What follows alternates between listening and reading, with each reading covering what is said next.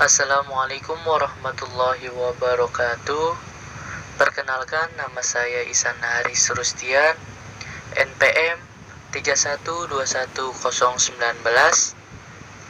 Saya ingin mempresentasikan tentang teori behavioristik.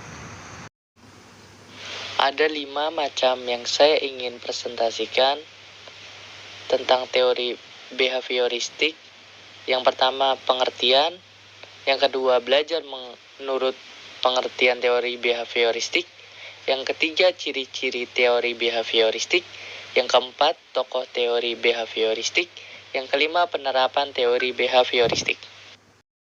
Pengertian teori behavioristik. Teori belajar behavioristik merupakan teori yang mempelajari tingkah laku manusia.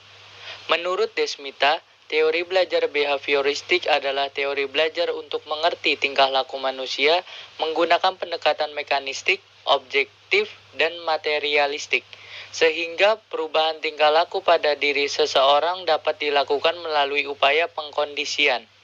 Teori ini mengutamakan pengamatan, karena pengamatan adalah suatu hal penting untuk melihat terjadi atau tidaknya perubahan tingkah laku tersebut. Teori behavioristik menekankan pada kajian ilmiah mengenai berbagai respon perilaku yang dapat diamati dan penentu lingkungannya. Teori ini menekankan pada tingkah laku manusia sebagai akibat dari interaksi antara stimulus dan respon. Belajar menurut teori behavioristik. Teori belajar behavioristik adalah sebuah aliran dalam teori belajar yang sangat menekankan pada perlunya tingkah laku atau behavior yang dapat diamati. Menurut Ardiani, belajar didefinisikan sebagai akibat adanya interaksi antara stimulus dengan respon. Menurut teori ini, dalam belajar yang penting adalah adanya input berupa stimulus dan output yang berupa respon. Seseorang dianggap telah belajar jika dapat menunjukkan perubahan perilaku. Teori ini memandang individu lebih kepada sisi fenomena jasmaniah dan mengakibatkan aspek-aspek mental seperti kecerdasan, bakat, minat, dan perasaan individu dalam kegiatan belajar. Hal ini menurut Sujanto, teori belajar behaviorisme, objek ilmu jiwa harus terlihat, dapat diindra, dan dapat diobservasi. Ciri-ciri teori behavioristik. Yang pertama, mengutamakan pengaruh lingkungan. Yang kedua, hasil pembelajaran fokus pada terbentuknya perilaku yang diinginkan. Yang ketiga, mementingkan pembentukan reaksi atau respon. Yang keempat, bersifat mekanistis atau dilakukan dengan mekanis tertentu, misalnya meminta maaf. Yang kelima, menganggap latihan itu adalah hal yang penting dalam proses pembelajaran.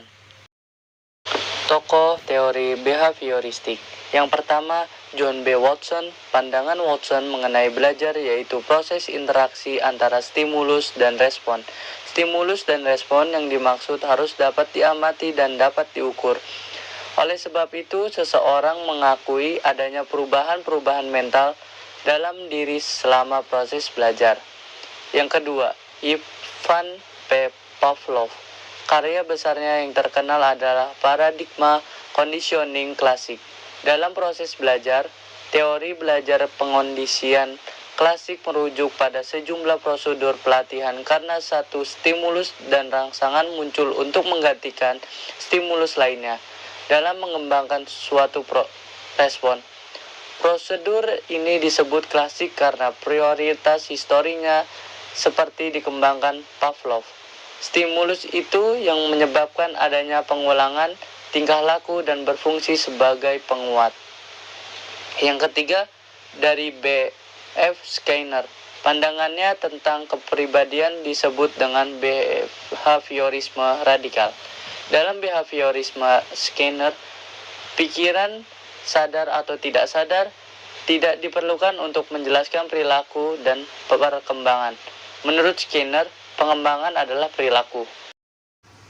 Penerapan teori behavioristik. Teori belajar behavioristik cenderung membawa siswa untuk berpikir. Pandangan teori belajar behavioristik merupakan proses pembentukan, yaitu membawa siswa untuk mencapai target tertentu, sehingga menjadikan siswa yang tidak bebas berkreasi dan berimajinasi. Menurut teori ini, antara stimulus dan respon dianggap tidak penting untuk diperhatikan karena tidak dapat diamati dan diukur. Dengan demikian, yang dapat diamati hanyalah stimulus dan respon.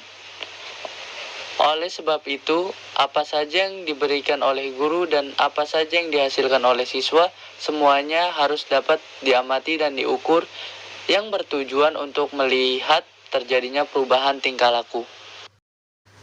Terima kasih. Demikian presentasi dari saya. Mohon maaf bila banyak kekurangan. Semoga bermanfaat untuk Anda. Wassalamualaikum warahmatullahi wabarakatuh.